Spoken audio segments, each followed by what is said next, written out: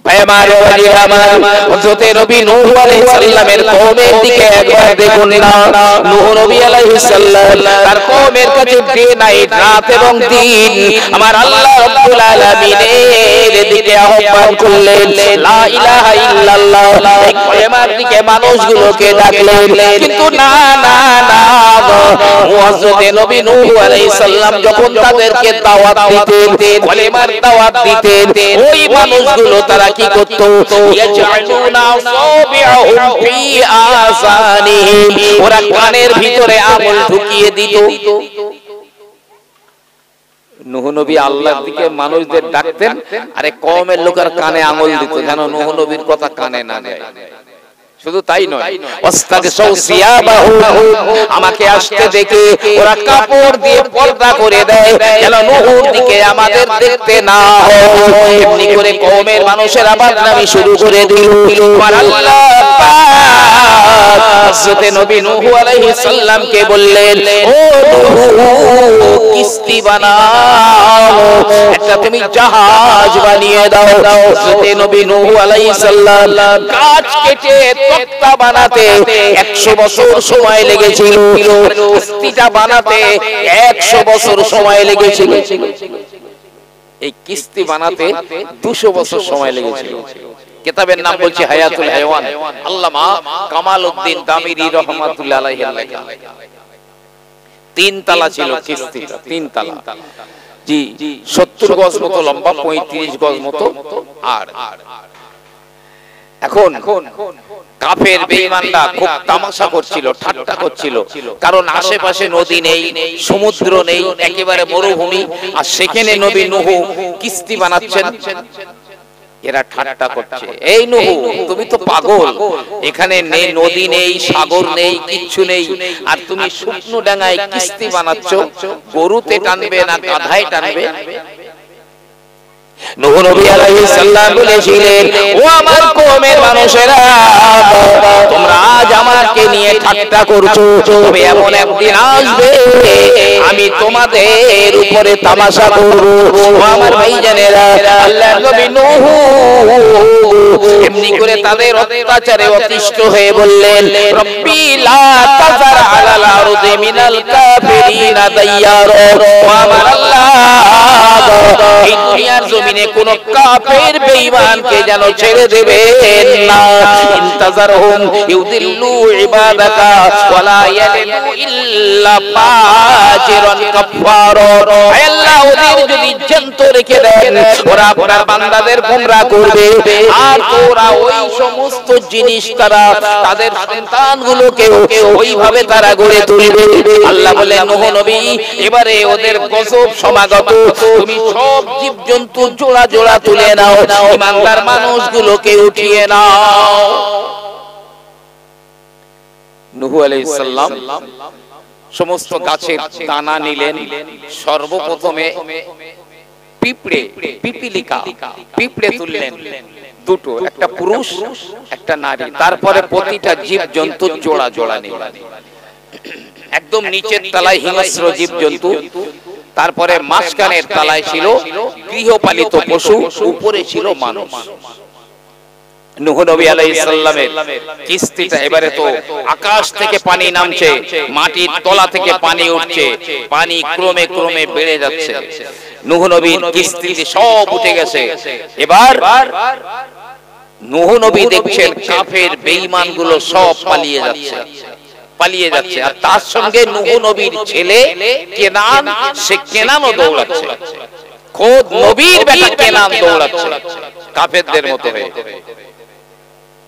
আল্লাহর নবী হযরত নূহ আলাইহিস সালাম নিজের বেটা কেনানকে ডেকে ডেকে বলে, ইয়া বুনাইয়ার কার মানা ওয়ালা তাকুম মাল কাফিরিন, ও আমার বেটা কেনান তুমি আমাদের সঙ্গে কিস্তির উপরে চলে এসো, তুমি কাফেরদের সঙ্গী হয়ে যেও না, চলে এসো যদি বাঁচতে চাও, আমার কিস্তির উপরে চলে এসো। কেনান জবাব দিল, সাআবি ইলা জাবালুই ইয়াসিমুনি মিনাল মা, এই আমরা সেই পাহাড়ের একদম চূড়ায় উঠব, তোমার এই পানি আমাদের কিচ্ছু করতে পারবে না। আরে বন্যার পানি আর কত দূর উঠতে পারে? পাহাড় তো অনেক উঁচু। নূহ নবী বললেন যে আল্লাহর গজব থেকে আজ কোন কাফের আর কাফেরদের সঙ্গীরা বাঁচবে না, বাঁচবে না। কেনান দৌড়ে দৌড়ে সেই পাহাড়ের উপরে উঠে গেল। কাফের বেঈমানরাও পাহাড়ের একদম চূড়ায় উঠে গেল, অনেক উপরে। পানি আস্তে আস্তে করে বেড়ে যায়, বাড়তে বাড়তে বাড়তে বাড়তে পাহাড়ের উপরে পানি চলে গেল। প্লাবনটা বিশ্বময় প্লাবন হয়েছিল। পাহাড়ের উপরে পানি পৌঁছে গেল। কেনান বাহিনীদের হাঁটু পর্যন্ত ডুবে গেল, কোমর পর্যন্ত ডুবে গেল, বুক পর্যন্ত, গলা পর্যন্ত ডুবে গেল। নাকগুলো পার করে রেখেছে। ওয়াহালা বাইনাহুমাল মাউজুদ, যেমনি করে নূহ নবী আর তার বেটা কেনানের মাঝখানে বড় একটা ঢেউ এসে গেল। আর সব কাফেররা ফাকানা মিনাল মুগরাকিন, কেনান ওই পানির নিচে ধ্বংস হয়ে গেল। একজন কাফেরেরাও বাঁচতে পারেনি। কেনান তো শেষ হয়ে গেল, হলেও নবীর বেটা। আরে দুটো কাফের একটা পাহাড়ের গুহায় ঢুকে মুখটা আটকে দিয়েছে যেন ওর মধ্যে পানি না ঢুকতে পারে, কিন্তু তার ভিতরেই ওই দুজনা ঢুকবার পরে নিজেদের প্রস্রাব শুরু হয়ে গেল। এই প্রস্রাব আর বন্ধ হয়নি। ওই নিজেদের প্রস্রাবে গুহা ডুবে তার মধ্যে এই দুটো কাফের মরে গিয়েছিল, কেউ বাঁচেনি। নবীর বচন মানেনি, ওরা ধ্বংস হয়ে গেছে। বিশ্বনবী সাল্লাল্লাহু আলাইহি ওয়াসাল্লাম বললেন, আমি যে দ্বীন এনেছি, আমি যে শরীয়ত এনেছি, এটাই হলো নূহ নবীর কিস্তির মতো। এটা নূহ নবীর কিস্তির মতো। ওই দিনে যারা নূহ নবীর কিস্তিতে উঠেছিল তারাই বেঁচে গিয়েছিল, যারা ওঠেনি তারা ধ্বংস হয়ে গিয়েছিল। এমনকি নবীর বেটা হলেও রেহাই হয়নি। আজ এই নবীর দিন, এটা হলো নূহ নবীর কিস্তি। এতে যারা উঠবো তারাই বাঁচবো, যারা উঠবো না ওই কেনান বাহিনীর মতো তারা ধ্বংস হয়ে যাবে। মনে করেন না এখন তো আমাদের দুয়ারে সরকার, দুয়ারে রেশন, যে আবার হয়তোবা দুয়ারে বিএসএফ আসতে পারে। যদি 50 কিলোমিটার হয় তো দুয়ারে বিএসএফ আসবে। তবে আল্লাহ না করুন, হয়তোবা দুয়ারে 55,000 ভাইরাস ঢুকতে পারে, 55,000 ভাইরাস ঢুকতে পারে। এখনো করোনায় পৃথিবী তো স্তব্ধ করে দিয়েছিল, আবার আগাচ্ছে। অনেক দেশে লকডাউন হয়েও গেছে আবার করোনায়, এখনো করোনা থামেনি। তার উপরে করোনার বড় ভাই চলে এসছে ওমিক্রন। ওমিক্রনে কত মানুষ মারা যাচ্ছে। যে এই ওমিক্রনও শেষ নয়, তারপরে আবার তার পিছনে আরেকটা কি ঢুকছে। এই রকম হয়তোবা 55,000 ভাইরাস ঢুকতে পারে দুয়ারে। কেন? শুধু নবীর বচন মানিনি বলে, নবীর কথা মানিনি বলে। একটাই অপরাধ। জি হ্যাঁ, আমার কত টাকার বল জোর রয়েছে, আমার কত জনবল, কত লাঠি বল, কত বল আছে, আজ জাতির মতো তো নয়।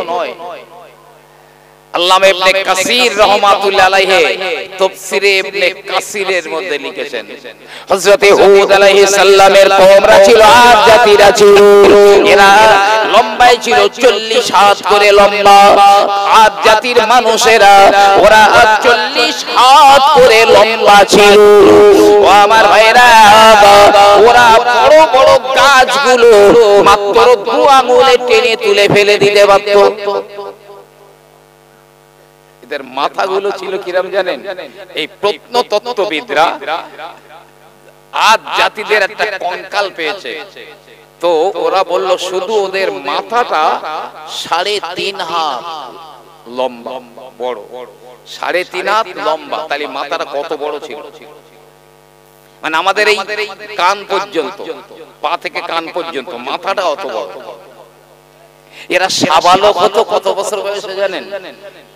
এদের বাচ্চারা সাবালক হতো 300 বছর বয়সে। 300 বছর বয়সে ওরা সাবালক হতো। ওদের কোনো রোগ হতো না, ওদের কোনো জ্বর জারি পেটের যন্ত্রণা কিচ্ছু হতো না, ওরা বুড়ো হতো না। বিশাল ক্ষমতার অধিকারী ছিল ওরা।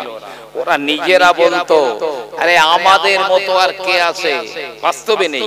রব্বুল আলামিন বলেন ইরমাযাতিল ইমাদিল্লাতি লাম ইখলাক মিসলুহা ফিল বিলাদ। ওরা এত বড় শক্তিশালী, আমার আল্লাহ পাক বলেন কোন শহরে আমি ওদের মতো করে আর কাউকে বানাই না।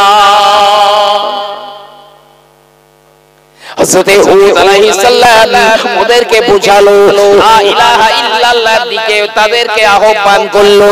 আমি আল্লাহর নবী, আল্লাহর আদেশ আমার উপরে আসে যে আল্লাহ তোমাদের সৃষ্টি করেছে, যে আল্লাহ তোমাদের বেঁচে থাকার উপকরণ দিয়েছে, ও আল্লাহর বিধান মেনে নাও।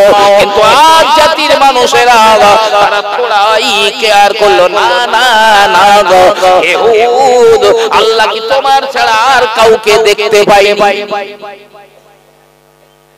নবীর কথা উপেক্ষা করলো, নবীর কথা মানলো না। বলছে তোমাদের উপরে কিন্তু আল্লাহর গজব আসবে, আল্লাহর গজব আসবে তোমাদের উপরে।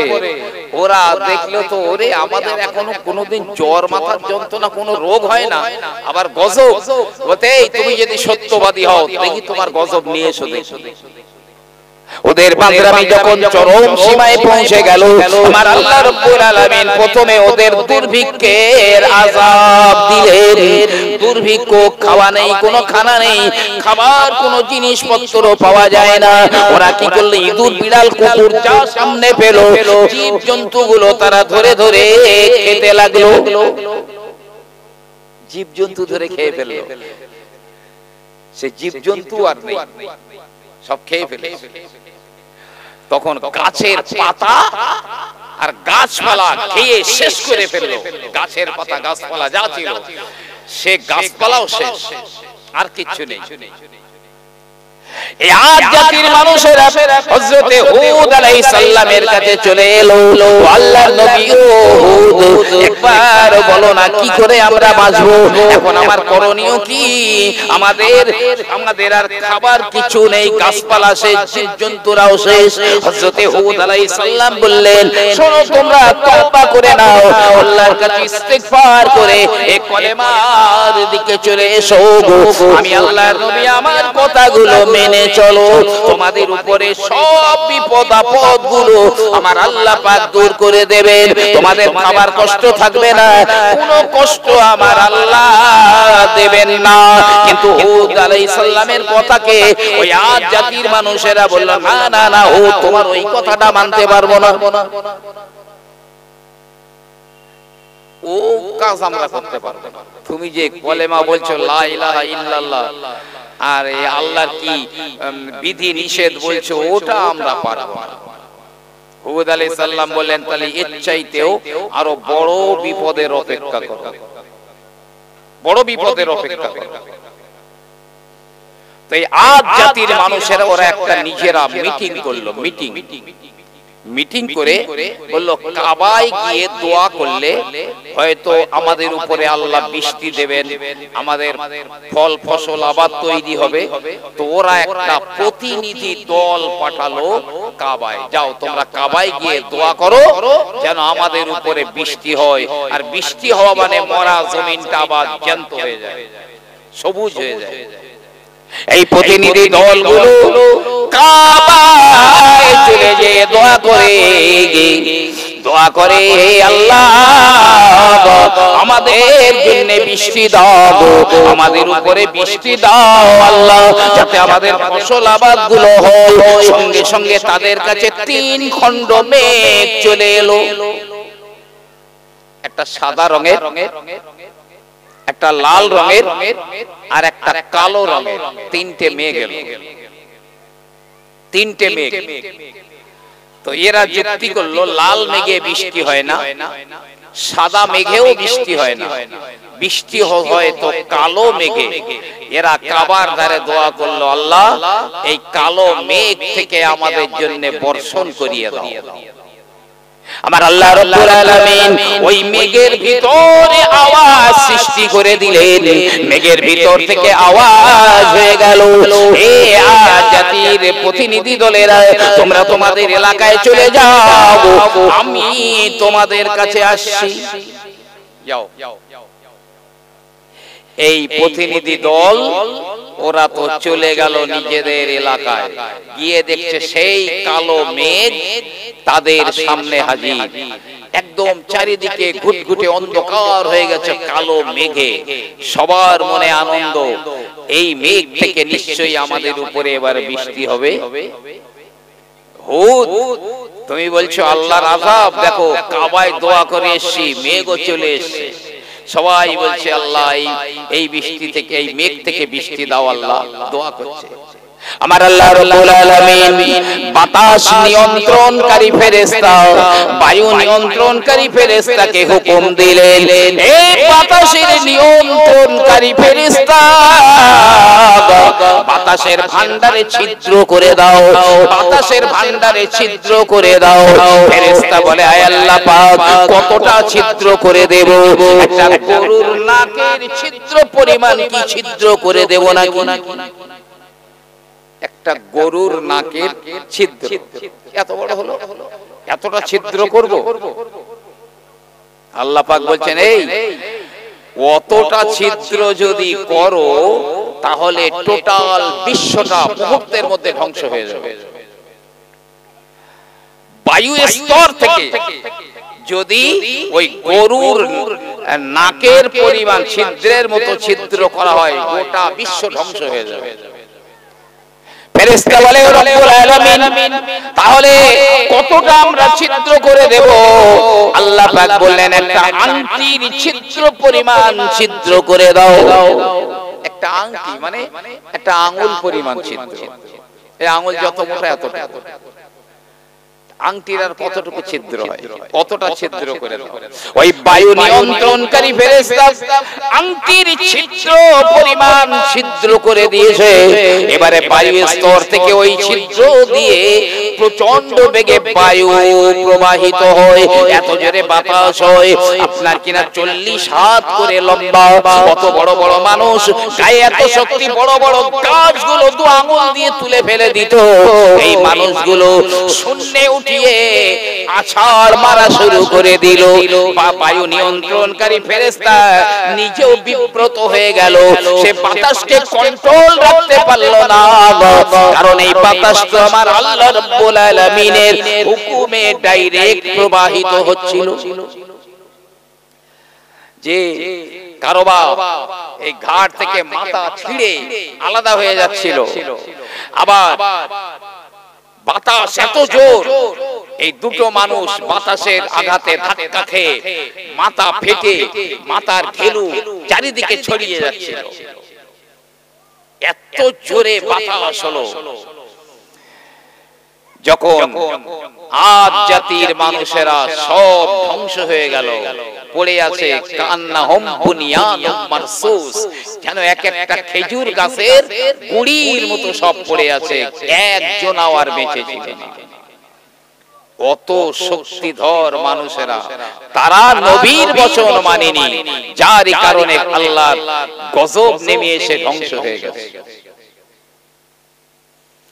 ভাই আমার, বাবা জিরা আমার, এমনি করে তবে ইমানদার মানুষ যারা, মুসলমান যারা, প্রকৃত মানুষ যারা, তাদের ভয় নাই। আমার আল্লাহ বলেছেন, ওয়ালা তাহিনু ওয়ালা তাহজানু ওয়া আনতুমুল আ'লাউনা ইন কুনতুম মুমিনিন। চিন্তা করো না, টেনশন করো না, ভয় করো না, তোমরাই বিজয়ী হবে। আমি আল্লাহ বলছি, ও মানুষের দলেরা, ও ইমানদারেরা, তোমরাই বিজয়ী হবে। যদি তোমরা ইমানদার হও তাহলে তোমাদের কোনো ক্ষতি হবে না। তোমাদের ক্ষতি হবে না, ঈমানদার হতে হবে। কিন্তু যে ঈমানে কাজ হবে সেই ঈমানে তো এখন প্যারালিসিস হয়েছে। যে ঈমানে কাজ হবে সেই ঈমান তো ঈমানে ডায়রিয়া হয়েছে। অপেক্ষা এক একটা করে গজব, আল্লাহর গজব আগিয়ে আসছে।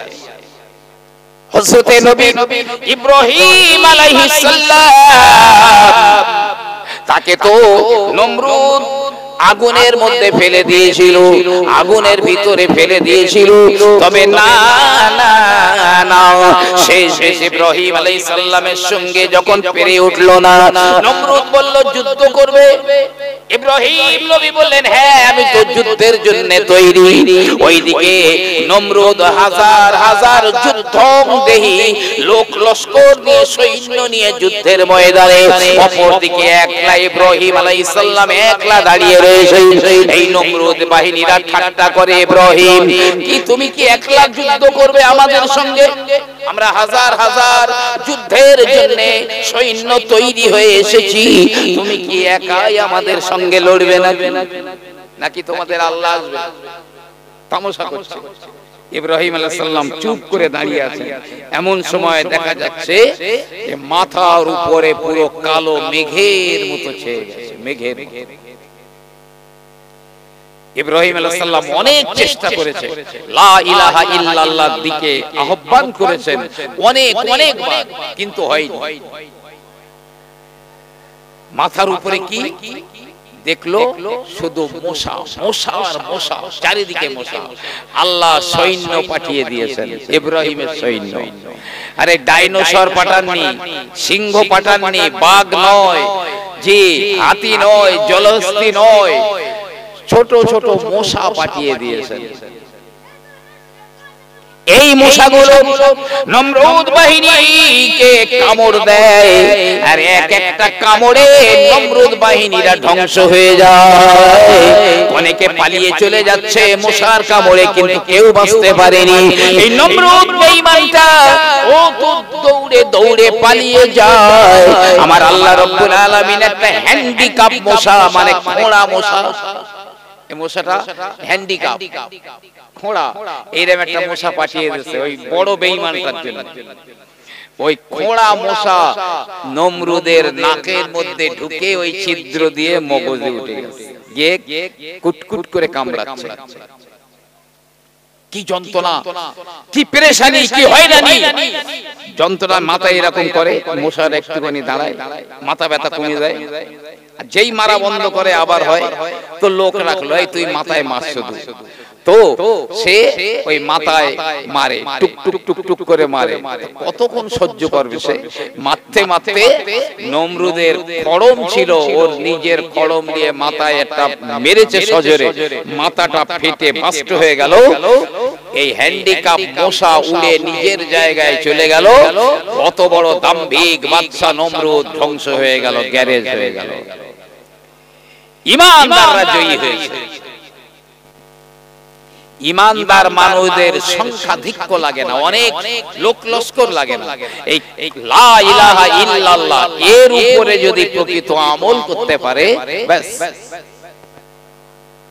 ব্যাস। ঠিক এমনি করে ফেরাউন বাহিনীরা মুসা নবী আলাইহিস সালাম এবং মুসলমানদের উপরে অত্যাচারের স্টিম রুলার চালিয়ে দিচ্ছিল। কি অত্যাচার, কি জুলুমবাজি চলছিল!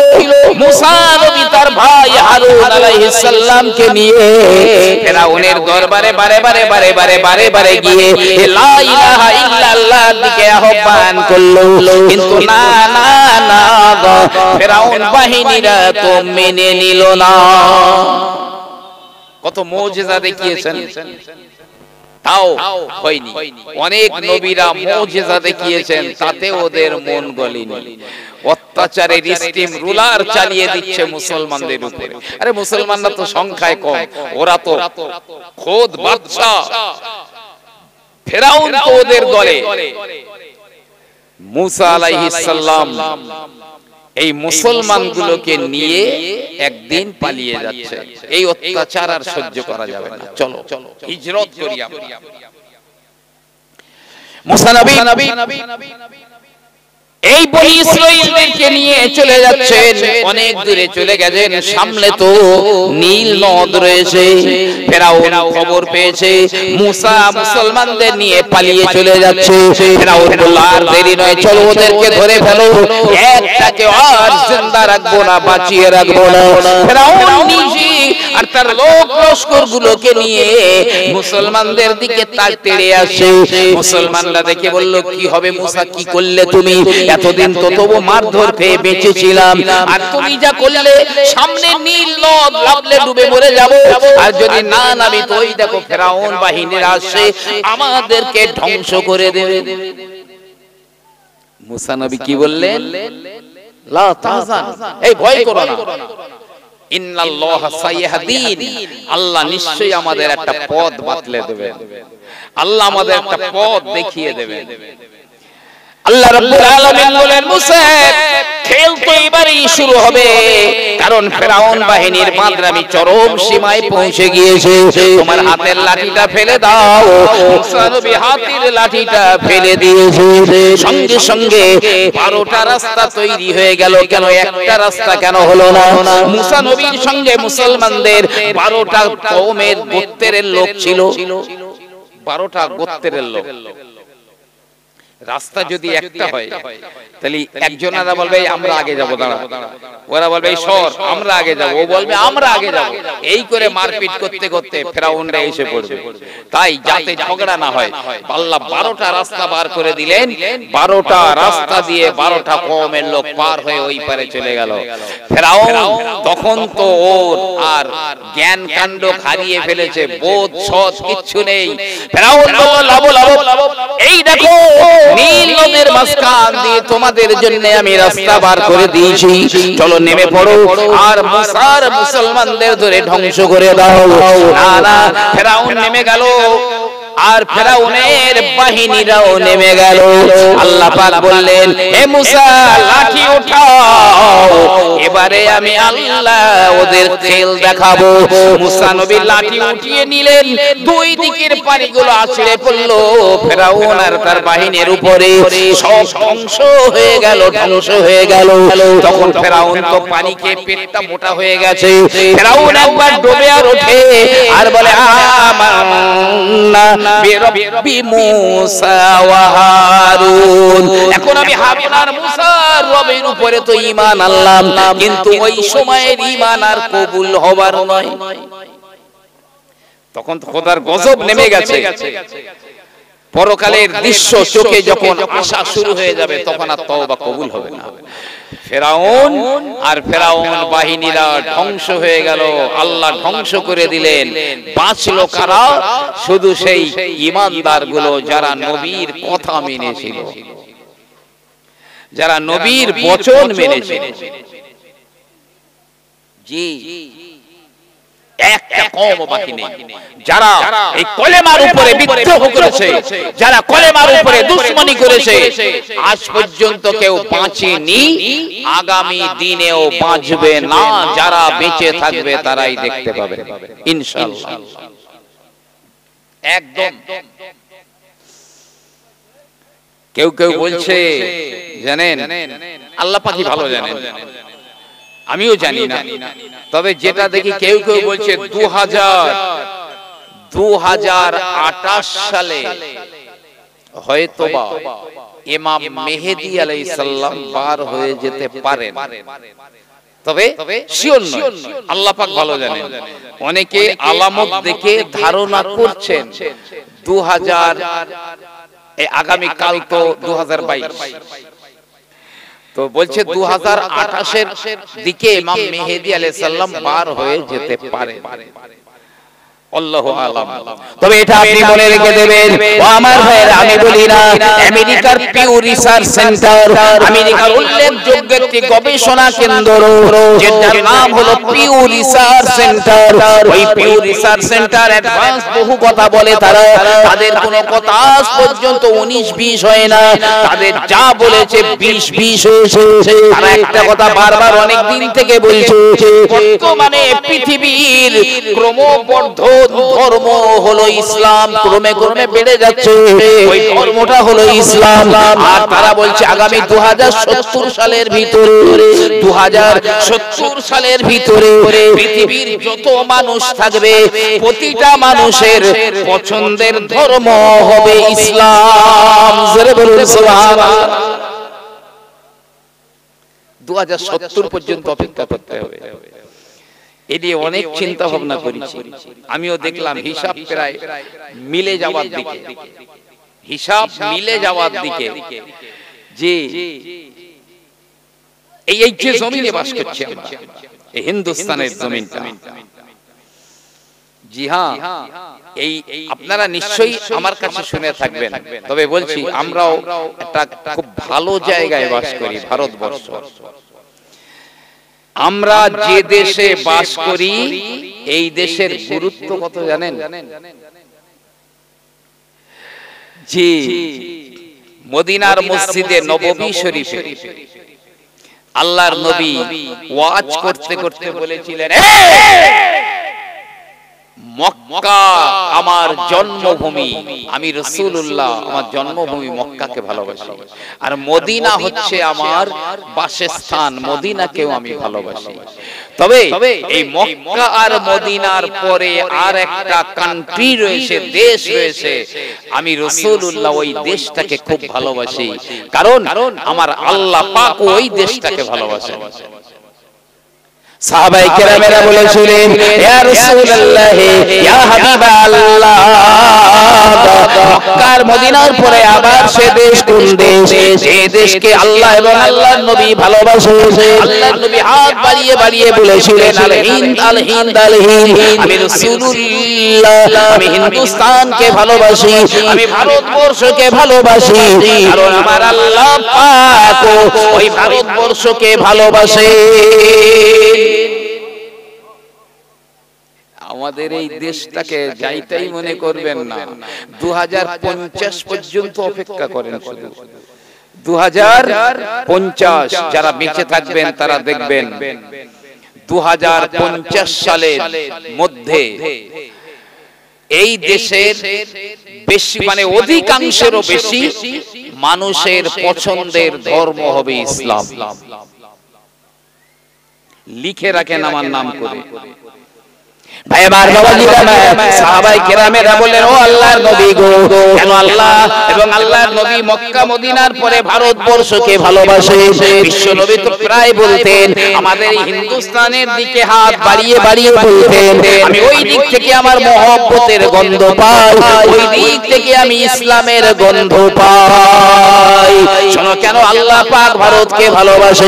আমি কিতাবটার নাম বলছি, হাকিকতুস সালাত বলে একটা কিতাব রয়েছে, তার ভিতরে লেখা রয়েছে পৃথিবীর প্রথম মানুষ, পৃথিবীর প্রথম নবী বাবা আদম আলাইহিস সালাম, আল্লাহ পাক জান্নাত থেকে যখন বহিষ্কার করে দিয়েছিলেন এই অখণ্ড ভারতের জমিনে শরণদ্বীপ বা শ্রীলঙ্কা, ওই জায়গাতে আমার আল্লাহ রাতের বেলায় আদমকে নামিয়েছিলেন।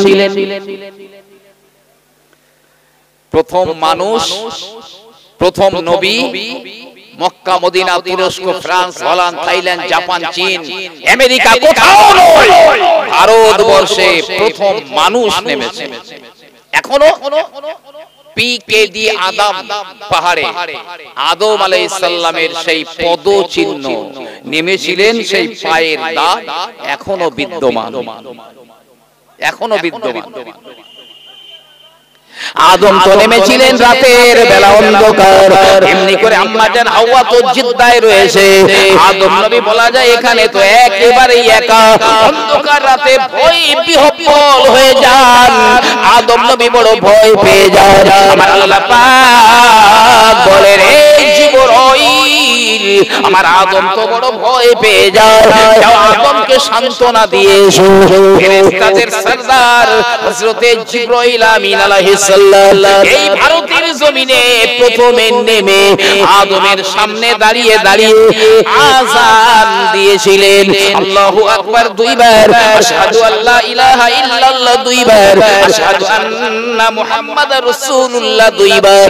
আল্লাহ পাকের একত্ববাদ, নবী মুহাম্মদুর রাসূলুল্লাহর রিসালাতের সংবাদ তো জিবরাইলের কণ্ঠে আযানের মাধ্যমে ভারতের জমিনে উচ্চারিত হয়েছিল। তাহলে আযান কোন দেশে প্রথম হয়েছে? ভারতবর্ষে সর্বপ্রথম। মক্কা মদিনায় অন্য কোন দেশে নয়, প্রথম আযান হয়েছে ভারতবর্ষে। আযান দিয়েছে কে? জিবরাইল আমিন আলাইহিস সালাম। রাতে অন্ধকার চলে গেল, প্রভাতের আলো ফুটে ওঠে। অন্ধকার জনিত ভয় আদমের থেকে তিরোহিত হয়ে যায়। আমার আল্লাহ পাক বলেন, আদম রে, রাতের অন্ধকারের ভয় থেকে বাঁচিয়ে দিলাম, তুমি আমার শুকরিয়া করার জন্য 2 রাকাত নামাজ আদায় করো। ওই ফজরের টাইমে যখন আমরা ফজরের নামাজ পড়ি এখন, ওই টাইমে আদম নবী 2 রাকাত নামাজ পড়ে দিয়েছিলেন। সেই 2 রাকাত নামাজি মিরাজের রজনীতে আমার আল্লাহ পাক উম্মতে মুহাম্মাদির জন্য ফরজ করে দিয়েছেন। তাহলে নামাজও প্রথমে ভারতের জমিনে হয়েছে। জি, আযান প্রথমে ভারতে, নামাজও প্রথম ভারতে।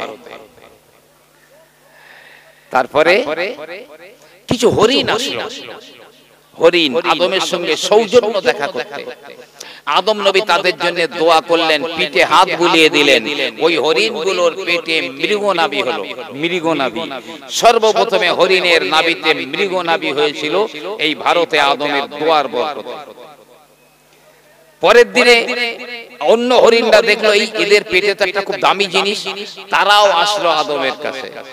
আদম তাদের জন্য দোয়া করেছেন, পিঠে হাত বুলিয়েছিলেন, কিন্তু তাদের নাভিতে মৃগনাভি হয়নি। কেন জানেন? প্রথম দল এসেছিল তারা আদমের সঙ্গে সৌজন্য দেখা করতে, কোনো স্বার্থ ছিল না। আর দ্বিতীয় দল ওরা স্বার্থ সিদ্ধির জন্য এসেছিল, আমরাও যদি যাই আমাদের নাভিতে হবে। জি হ্যাঁ, আপনি পীর সাহেবের দরবারে যাবেন, আমার ব্যবসা ভালো হচ্ছে না, আমার ছেলে মেয়ে কথা শুনছে না, রুজি রোজগার ভালো হচ্ছে না, জি কোনো মূল্য নেই। আপনি যদি আপনার নফসের ইসলাহ করার জন্য যান, প্রকৃত মানুষ হওয়ার জন্য যান, তাহলে লাভ হবে, তা নাইলে কিচ্ছু লাভ হবে না। ভাইরা আমার, বাবাজিরা আমার, খানায়ে কাবার দেয়ালে একটা পাথর রয়েছে। ওই পাথরটা তো নাম ছিল হাজারে আবিয়াস, মানে সাদা পাথর। ওই পাথরের লম্বা ইতিহাস রয়েছে। তবে এতটুকু মনে রাখুন, আদম নবী আলাইহিস সালাম যখন জান্নাত থেকে বহিষ্কার হয়েছিলেন, তখন সঙ্গে করে 2টো পাথর এনেছিলেন। একটা তো ওই কাবার দেয়ালে রয়েছে, আর একটা হলো মাকামে ইব্রাহিম, যে পাথরে দাঁড়িয়ে ইব্রাহিম নবী কাবা গেঁথেছিলেন, স্বয়ংক্রিয় পাথর। এই 2টো পাথর আমি বইয়ের নাম বলছি, উর্দুতে লেখা, আব না জাগে তো কব। ওই পাথর 2টো আদম সঙ্গে করে নিয়ে ভারতবর্ষে এনেছিলেন। এই জন্যই লেখক বলছে, ভারতবর্ষে যতটা দামি স্টোন পাথর পাওয়া যায়, পৃথিবীর আদার্স কান্ট্রিতে অত বেশি দামি পাথর পাওয়া যায় না। তাহলে হাজারে আসওয়াদ এখন হয়েছে কেন? ঋতুবতী মহিলাদের ছোঁয়া লেগে আর পাপীদের ছোঁয়া লেগে পাথরটা কালো হয়ে গেছে, তাই এর নাম চেঞ্জ হয়ে হাজারে আসওয়াদ মানে কালো পাথর হয়েছে। আমাদের দেশের অনেক দাদারা মনে করে যে মক্কার কাবাটা হচ্ছে আমাদের আদি শিব মন্দির, আমাদের শিব ওখানে আটকানো আছে। অনেক দাদারা দাবি করেন, আমি ইতিহাস বলছি। আর হয়তো মাওলানা মহিউদ্দিন খান সাহেব খুব বড় ধরনের আলেম, মাসিক মদিনার সম্পাদক ছিলেন। উনি কোন একটা সংখ্যার সম্পাদকীয়তে লিখছেন, হয়তোবা খুব শিগগিরই হতেও পারে যে এই দেশ থেকে কিছু অমুসলিম মুসলিম নাম নিয়ে সেখানে গিয়ে কাজ কাম করে কোনো একটা দুর্ঘটনা ঘটিয়ে ফেলতে পারে, মানে একটা বিশৃঙ্খলা সৃষ্টি করতে পারে তাদের ওই কথিত শিব মন্দির উদ্ধারের লক্ষ্যে। জি, আসলে লাইন ঘাট তো মোটামুটি আস্তে আস্তে হয়েই যাচ্ছে। নবী একদিন খুব মানে ভয়াবহ চেহারা নিয়ে আম্মা জান উম্মে সালামা রাদিয়াল্লাহু আনহার ঘরে ঢুকলেন। আম্মা জান উম্মে সালামা বলছেন, হুজুর কি ব্যাপার? নবী বলছেন, আর আহলে আরবদের জন্য ধ্বংস, আহলে আরবদের জন্য ধ্বংস। প্রথমে রোমবাসীরা ধ্বংস হবে, তারপরে আহলে আরবরা ধ্বংস হবে। কেন? নবী বলেছিলেন অনেক ইসলামিক বিধি নিষেধগুলো তারা শিথিল করে ফেলবে। সৌদিতে এখন সিনেমার হল, সৌদিতে এখন নাইট ক্লাব মানে হালাল বেশ্যালয়, নাউজুবিল্লাহ। সৌদিতে এখন ব্রেক ড্যান্স, সৌদিতে এখন নারীরা স্কিন টাচ বা যা ইচ্ছা পরে তারা বেড়াতে পারে। এই কিছুদিন আগে আপনারাও দেখেছেন না, এক শায়েখ এক অভিনেত্রীর সঙ্গে কোলাকুলি করছে। জি হ্যাঁ, এইরকম কত কিছু হয়ে যাচ্ছে। ভাই আমার, বাবাজিরা আমার, আমি আপনাকে বলতে চেয়েছিলাম তাহলে হাজারে আসওয়াদ আর মাকামে ইব্রাহিম দুটো পাথর প্রথমে ভারতের জমিনে এসেছিল। আমার আল্লাহ পাক আদমের তওবা কবুল করবার পরে আল্লাহর হুকুমে ওই পাথর দুটো আদম নবী তো মক্কার জমিনে নিয়ে গিয়েছিলেন। ও আমার ভাইরা, শুধু তাই নয়, ভারতের বুকে ভারতবর্ষে এত গাছপালা সবুজে ভরা কেন? আদম নবী আলাইহিস সালামের দেহ থেকে যখন সব কাপড় গুলো খুলে পড়ে গিয়েছিল, আদম নবী কিছু লতা পাতা, জান্নাতের লতা পাতা গায়ে জড়িয়ে নিয়েছিলেন, আর ওই লতা পাতাগুলো সঙ্গে নিয়ে এই ভারতের জমিনে নেমেছিলেন। যারই কারণে ভারতবর্ষের জমিনটা এত সুজালাং সুফলাং সবুজে ভরা। তবে হ্যাঁ, একটা জিনিস মনে রেখে দেন, আরবের মরু অঞ্চলটাও সবুজে ভরে যাবে।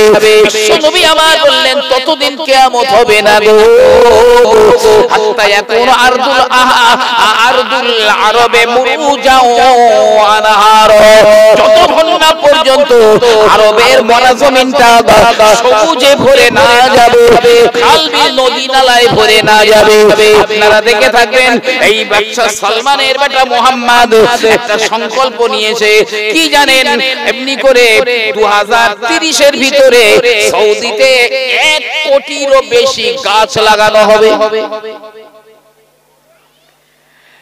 ওরা বলছে এই মরা জমিনগুলো সবুজ করে ফেলবো যাতে অক্সিজেন পাওয়া যায়, আর তার সেচের ব্যবস্থাও হবে। কেউ কেউ বলেছে আগে সৌদিতে ব্যাপক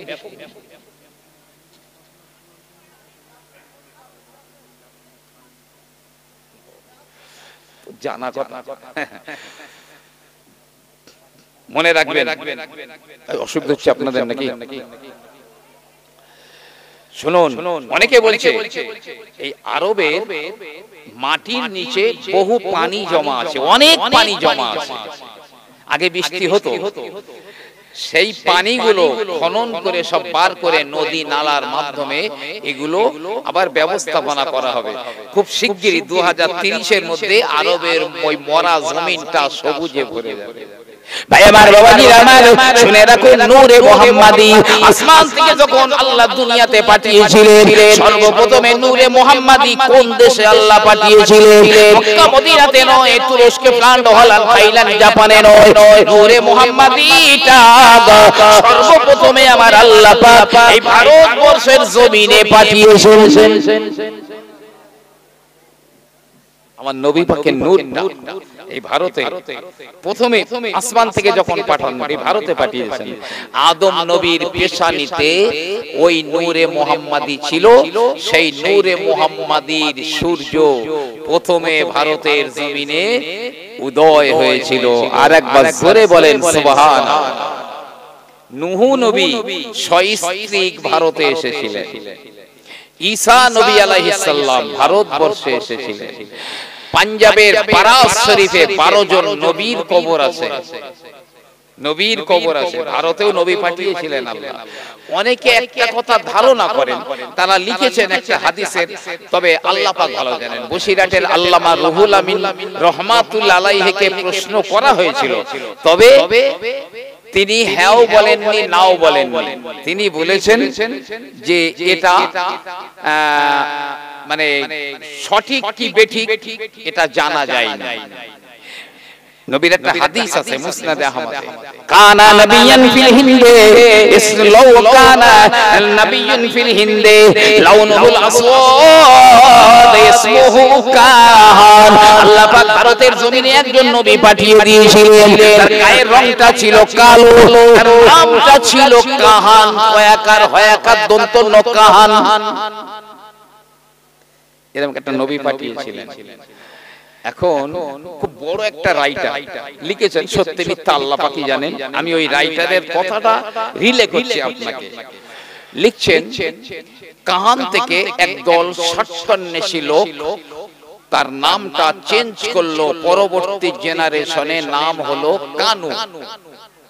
কানু কানু থেকে পরবর্তী জেনারেশনের স্বার্থপর বা ষাটসন্ন্যাসী মানুষরা তার নাম দিল কৃষ্ণ, মানে কালো। কৃষ্ণ মানে গায়ের রংটা কালো। ভারতে যে নবী পাঠিয়েছিলেন তার গায়ের রংটাও ছিল কালো। এজন্য এনারা বলতে চেয়েছেন, বর্তমান আমরা যাকে কৃষ্ণ বলে জানি, আসলেই তিনি ছিলেন কাহান বা আল্লাহর নবী।